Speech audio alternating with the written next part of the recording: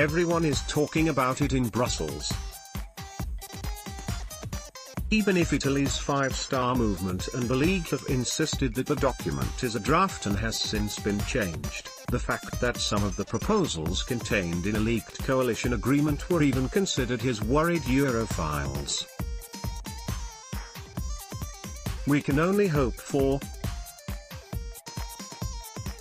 compromise and a Europeanization of Eurosceptic forces. Mario Tilo, Institute of European Studies. Among the points resumed in 39 pages and published by the Huffington Post, are provisions that would shake the entire European project. According to the document, a League/5-star government would like to create an opt-out mechanism to leave the Eurozone if sanctioned by referendum. While such a move would threaten enormous disruption, it might even find support among some other countries, according to Mario Tilo, a professor at the European Institute for European Studies. At the moment, German Chancellor Angela Merkel and French President Emmanuel Macron are facing opposition by northern countries such as the Netherlands and Finland, who don't want a reform of the Eurozone in favor of southern European countries. The paradox is that the outcome of the conflict between Italy and European institutions would serve the goal of those Nordic countries, which is creating a smaller Eurozone for A-League members and leaving the Mediterranean states out. The draft contract also calls for a rewriting of EU treaties and changes to fiscal policies such as the Stability and Growth Pact, which restricts countries' borrowing and spending. According to the two leaders' initial verdict, it is stringent, unfounded and unsustainable from an economic and social point of view. A reconsideration of the Italian contribution to the next EU budget and a request to the European Central Bank to freeze €250 billion of Italian debt were also on the table.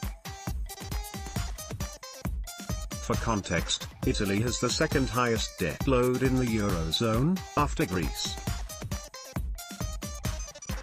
On top of that, 5-star and League back a minimum income for job seekers, flat income tax and the abolition of recent pension reform. Such arrangements imply more deficit spending and less income from taxation, which would cost about €100 billion. We would have a dramatic problem. The conflict between Italy and the EU institutions is extremely relevant because it is the third economy of the Eurozone and a founding member of the EU. We can only hope for a domestic balance checking that would lead to a compromise and to a Europeanization of Eurosceptic forces, Tilo says. Brussels is closely watching what is going on in Italy but prefers to avoid comment. However, this seems impossible given the current situation. On Tuesday, Valdis Dombrovskis, European Commissioner for Financial Stability, warned Italy to reduce its debt and deficit while expressing optimism about recent developments in the country.